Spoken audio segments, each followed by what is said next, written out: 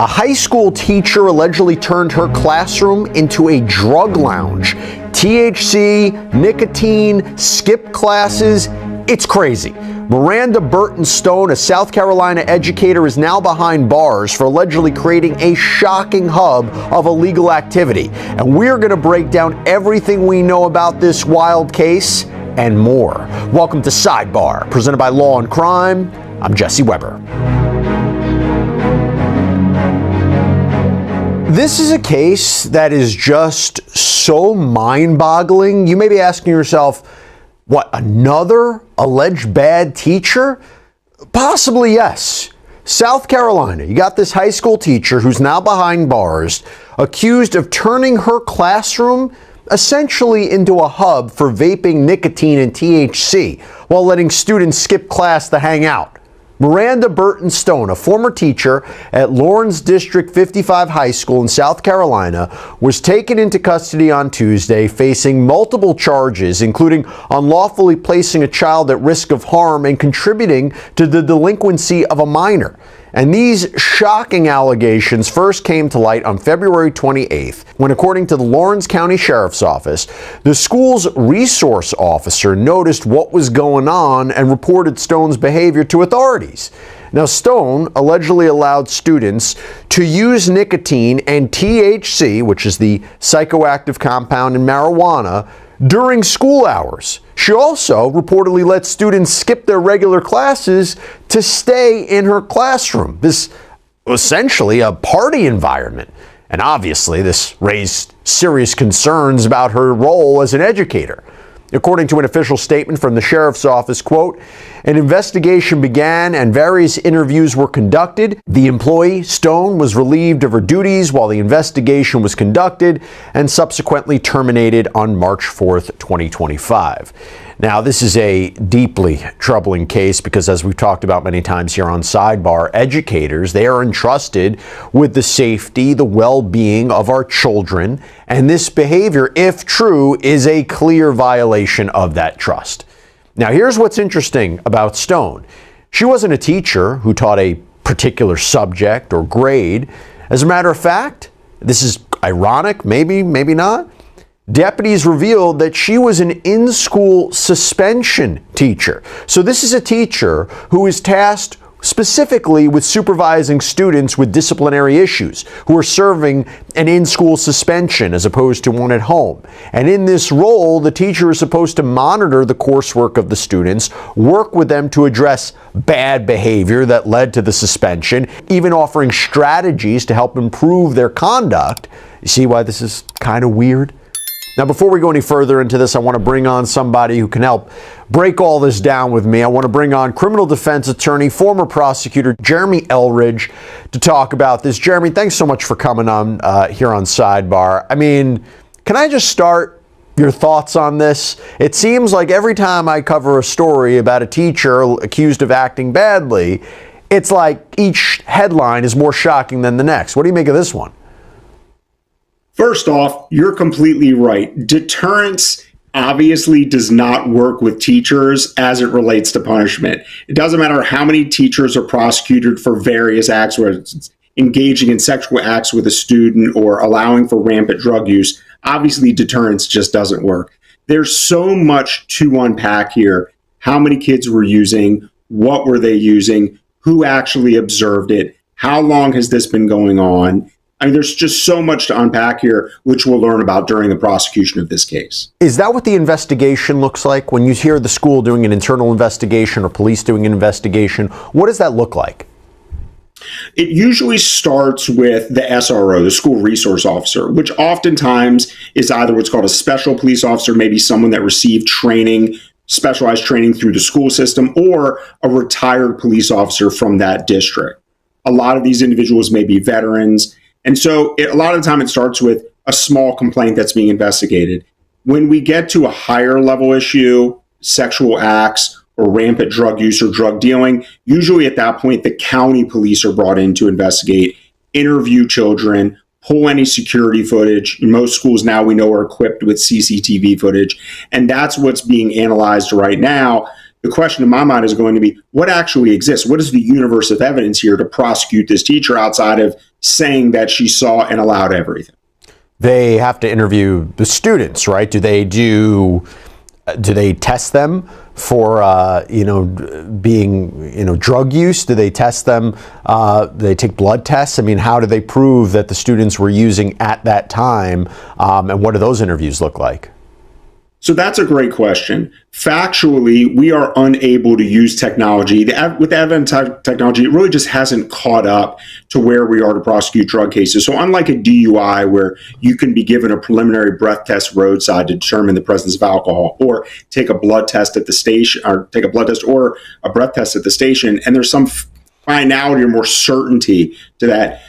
Even if you do a hair test or a urine test, all it shows is the presence of marijuana in your body. It doesn't give us any real scientific evidence or biological evidence that would show that someone was using marijuana at the time. So scientific evidence probably won't play a role here. What will play a role here is the testimony of all of the students who were in the room, testimony of other teachers, testimony of the SRO, the camera footage showing kids going in and out.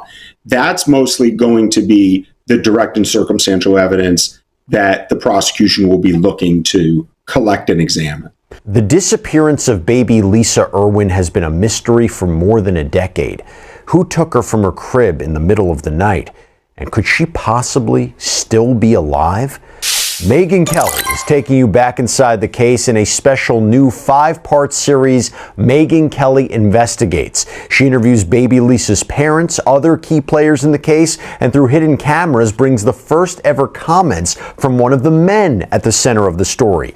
Deep reporting, expert analysis, Megyn Kelly Investigates on the disappearance of baby Lisa. All 5 episodes are available now on the Megyn Kelly Show's YouTube channel and podcast feed, and you can also find out more at megynkelly.com. Talk to me about how these charges fit. So we're talking unlawfully placing a child at risk of or cause harm, 4 counts of contributing to the delinquency of a minor, and providing tobacco to a minor under 18. Talk to me how these charges apply to this set of facts. Let's start with the easiest one, which is the providing tobacco to a minor. Unless this teacher actually purchased and or distributed, and you don't need what we would call consideration under the law or remuneration. You don't need payment for these things. So unless the teacher actually distributed and gave these children tobacco to use, I don't think that her actions as we know of them now are going to fly under the law. That feels like a not guilty. But when we're looking at some of the other charges, contributing to the delinquency of a minor, all you have to really prove there is that A, you're in care and custody of the child, which a teacher would be, that they allow the child to engage in arguably criminal behavior, which would be the use of a controlled dangerous substance like marijuana that is unlawful in South Carolina, unlike other states, or the use of tobacco by a minor, which is also unlawful. That in and of itself enough would constitute sufficient evidence to be found guilty under that statute, as well as the statute regarding child neglect, because there are very similar elements that are required. Do you need to prove intent? You don't need to prove an intent, you have to prove knowledge.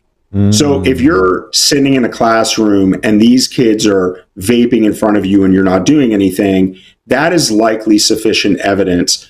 A lot of these statutes don't require a specific intent, meaning I meant for something to happen and I intended for it to happen. They require a general intent. Did you intend to do what you did? Meaning you sitting at the desk and not paying attention, that could be essentially enough, or sticking your head in the sand, falling asleep while kids are using drugs, or you're using nicotine. That in and of itself could constitute sufficient evidence for a conviction. Are you suggesting that if this were to go to trial, and this would be fought, that the defense would be, I didn't know the students were doing this in the classroom? Is that an avenue for the defense to explore? 100%. In fact, I could see a situation where we learned later that the case is incredibly defensible. For instance, what makes more sense? And just given your own time spending in high school, right? Do you have kids? Is it more likely that these kids were sneaking off to the bathroom, going in parts of a classroom because we don't know what the geography of the classroom was? Was it all visible to the teacher? Were they going to use drugs in these areas and the teacher just didn't have knowledge of it? Or were they actually vaping in front of the teacher and the teacher had knowledge of it. But if the camera footage in the classroom or outside of the classroom or other witnesses say, yeah, these kids were just sneaking off all the time, or they were with their head under the table, and there's no way to show that the teacher actually had knowledge of what was going on, the case may be more defensible than anyone wants to admit. What are the potential consequences that Stone might be facing? My understanding, at least, the unlawful charge, that's a felony. So, I mean, correct me if I'm wrong, but she could be facing prison time here, right? Oh, 100%. With regard to the charges of the neglect charges or contributing to the delinquency of a minor, those are felonies. They can carry upwards of 10 years in jail. Do I think she's going to do 10 years in jail? Not a chance. But could she serve some jail time, the 6 months to a year, if she has no criminal record? Of course. The distribution of tobacco charge is really just a finable offense. It feels like a bit of a throwaway charge here and somewhat unnecessary. I have a feeling as this case evolves, we could see the evolution or changing of charges, the modification of the charges.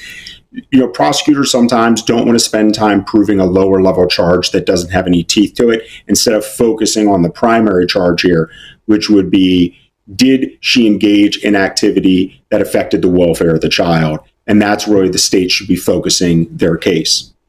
And as a former prosecutor, how would you build this case? I mean, obviously you don't have the full facts, right? But you would want to make sure that she was the one. I guess the question would be, does she have to supply a lot of this to the students, just allow it to happen? How would you structure a case like this against her? The first thing you need to know is what actually happened inside of that classroom. And no charging decisions in this case should be made until you understand the full universe of evidence. Are kids going to come into this classroom and say that there was rampant and open drug use in that classroom? And are kids willing to testify to that? And if they are, then you prosecute those two more serious charges that we discussed. But if you don't have kids that are going to testify against that teacher, or an admission or confession by the teacher herself that she supplied some of these drugs or she was aware of the use and just let it happen, then the case is going to be very difficult to prosecute, because this is the type of circumstantial case that you can lose in trial. If it's not open air in the classroom and you have kids sneaking out to the bathroom, how could you possibly prove that the teacher had any knowledge whatsoever or any intent? And by that point, it sounds bad in the paper, but it's going to sound worse for the prosecution in the courtroom. Is this a case that you think that she would plead guilty to, work out, negotiate some sort of appropriate sentence, or do you think this is a case that would advance towards trial? Her decisions in this case are going to be affected by her own actions, but if she kept her mouth shut and invoked her Fifth Amendment privilege against self-incrimination, then maybe she has a stronger defense.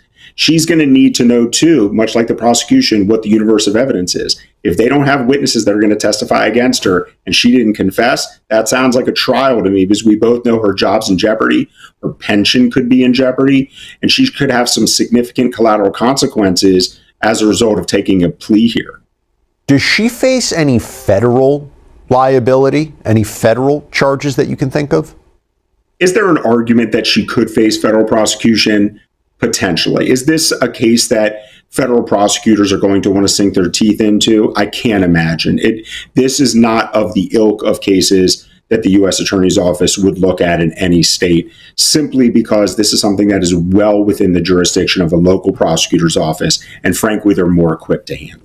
I am curious about the school, because, look, my understanding is under the law, the school would have an obligation to make sure that they provide a safe environment for students.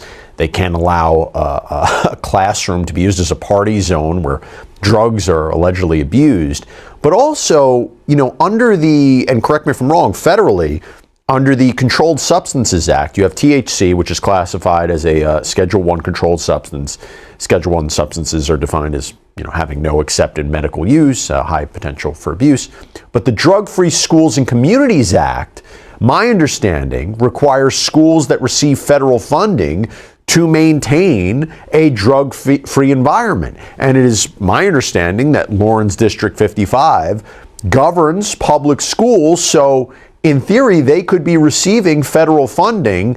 They would be in violation of this act. Am I thinking about this the right way? You're 100% thinking about this the right way. What we've seen at schools like Columbia University for potential discrimination claims, what we saw in Trump's President Trump's 2016 presidency was the removal of funds from schools in Chicago for not taking sexual assault investigations seriously. So what you're suggesting, that the federal government, led by President Trump, and not tolerating drug use in schools, is not terribly far-fetched. We've already seen a willingness from Washington, D.C. to engage in the clawing back of funds for school districts that he feels are not operating correctly. Now, is this likely to happen under President Biden? Probably not. But because we've seen it before with President Trump, and we've seen these threats with universities now, it's a distinct possibility. Interesting. Now, by the way, this is not an isolated incident. And unfortunately, these kinds of things happen more than you think, especially if you follow us here on Sidebar, because across the country, educators have been accused of endangering students in very shocking ways. I want to actually take a look at some recent, more alarming cases. So the first one that we've actually discussed on a previous episode of Sidebar is this one that happened in Cocoa Beach, Florida, where an elementary school principal and a teacher were arrested in January after allegedly hosting a wild party at the principal's home. Over 100 minors attended the party, where alcohol, marijuana, they were reportedly consumed. One teen was even allegedly found vomiting and shaking on the front lawn, required medical attention.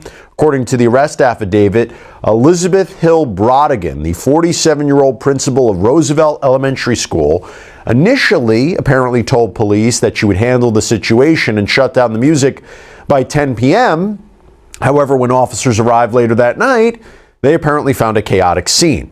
Coolers filled with alcohol scattered around the yard, teens openly drinking, some even wearing matching t-shirts, and Hill Brodigan allegedly turned off all the lights in her house as paramedics treated the intoxicated minor, forcing responders to use auxiliary lighting to light up the scene. And as bizarre as all of this is and sounds, she wasn't the only school administrator allegedly in attendance. Carly Anderson, third grade teacher, Roosevelt Elementary School, was also at the party, reportedly berated paramedics while visibly intoxicated. And both educators, they were charged with child neglect, contributing to the delinquency of a minor, hosting an open house party with alcohol. They were released on bonds of $3,500 and $3,000 respectively, placed on administrative leave. Jeremy, I mean, what do you think is the most shocking or bizarre detail of that case? I mean, these certainly weren't the chaperones that were on my field trips when I was a kid. But what you have to compare it to in the case that we're talking about, first off, is whenever you have a child that is actually injured, a child that requires medical attention, that's when you start talking about jail time. These things equate to one another.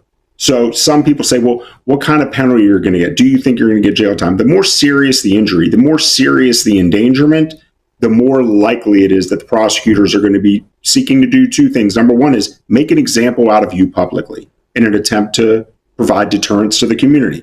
You do this behavior in our community, you will receive a thorough punishment. The second part of it is when you have a child that's injured, it makes it a whole lot easier to, number one, taint a potential jury pool because it's in the news, because now the jurors have heard all of this information. They know who these people are. It's whispers throughout the community, which makes it harder to find people that are going to listen to the evidence and maybe see it in a more favorable way for you. And lastly, because it's so public, it puts the judge in a very precarious position where maybe giving you a sentence that is a little softer, or due to your years of public service where you were a productive member of society, a little more difficult, is the judge wants to also send that message back to the community that if you endanger our children, you will do jail time. And so in that case and the one before, it's very possible you're going to jail. Would you agree with me that when you're looking at these charges of contributing to the delinquency of a minor, child endangerment, they're quite broad? They're not necessarily specific, and that might be for a specific reason, that might be for a strategic reason that was done on purpose, that you want to encompass the whole gamut of what that could be. And you look at that, and correct me if I'm wrong if it's broad in that fashion, but could that also work to a defense's perspective, that it's too broad? No, these statutes completely work against the defense. When the legislature builds these statutes. The idea behind the statutory construction is that they wanted to cover everything that we think of, and they wanted to cover some of the activity that we don't think of. Every time we have a new social media app that comes out, every time we have new technology where adults and minors can interact, they wanted to cover all of this stuff so they don't have to continue rewriting the law. But to your point, if it's overbroad and ambiguous, if the conduct isn't clearly defined, as opposed to me just listing different actions that may fall within the statute, then the defense attorney could potentially file a motion to dismiss to say, you know what, I don't think this conduct is actually covered under the statute. And if they raise the constitutionality of that statute on appeal. Interesting. By the way, when you think about the liability of the schools or the school districts, is there something there? The idea of where was the oversight? Where were the policies? It's tough, right? Because you don't have a crystal ball. You might hire people who are well qualified. How can you expect that they would do something like this? But does the buck not stop with the school or the school districts? No, it 100% does. You have various layers of liability here because, of course, the school system is going to say, well, that's outside the scope of that teacher's responsibility, so we're not going to cover here.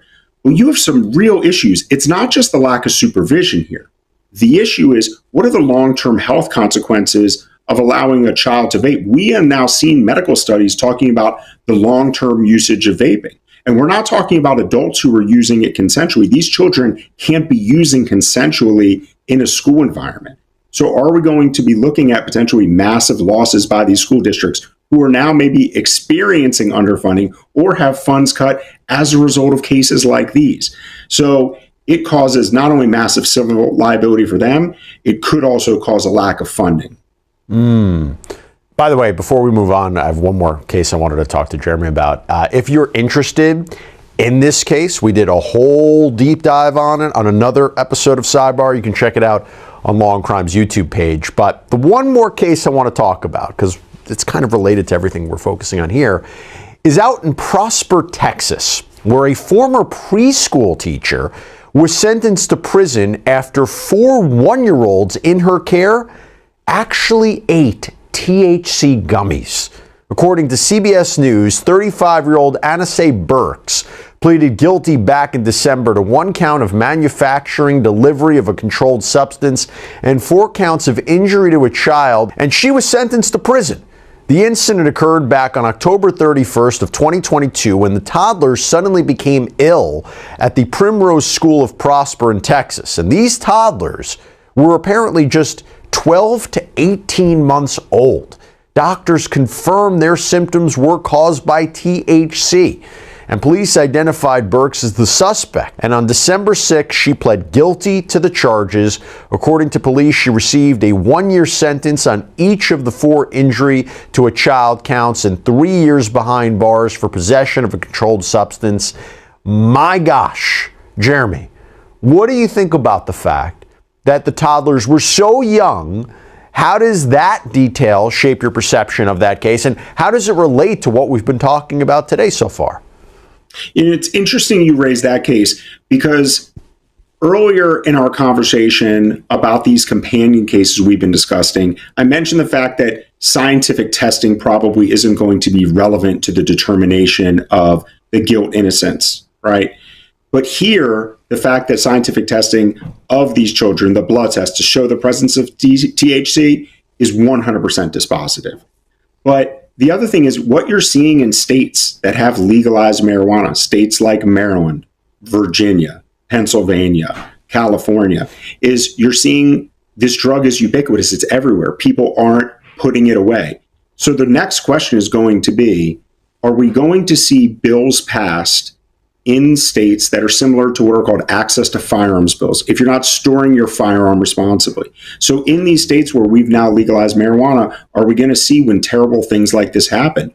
Or if a child overdoses, although it's obviously not really possible with marijuana, but very possible with other controlled dangerous substances, if you leave your pills out, if you leave your marijuana gummies out, your edibles out, and your child is harmed or something happens to them because they're on drugs, access to firearm right now, they're mostly finable offenses. But if you have a child that overdoses or gets hurt, falls down some stairs and is severely injured, that person should go to jail for irresponsible storage.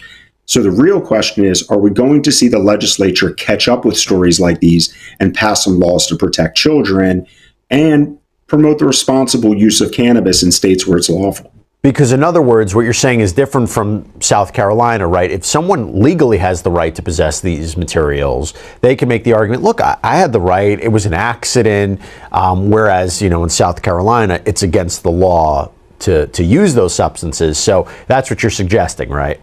Exactly. Right. Yeah. And by the way, if you are a parent of a child in any of these cases, what is the potential for you to seek legal recourse? What is the potential legal liability for the teachers, the school districts? Do they have viable claims for lawsuits? I think the parents of the children who are victims probably have good arguments for negligence. The question is, what immunity exists within the school system?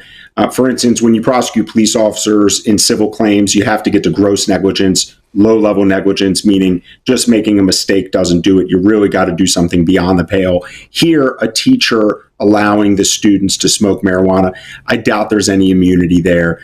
The question would be, what would the damages be? What are the long-term consequences? How are these children harmed such that they should receive, some level of a cash payment? So, is there civil liability? Yes. Are there damages? Probably not in a case like this.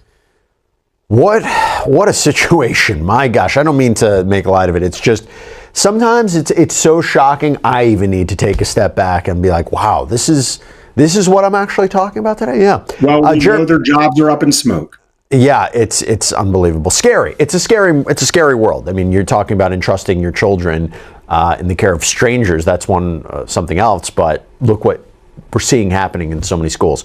Jeremy Eldridge, thanks so much for taking the time. Great speaking to you. Thanks for having me. All right, everybody, what a story. That is all we have for you right now here on Sidebar. Thank you so much for joining us. And as always, please subscribe on YouTube, Apple Podcasts, Spotify, wherever you should get your podcasts. I'm Jesse Weber. I'll speak to you next time.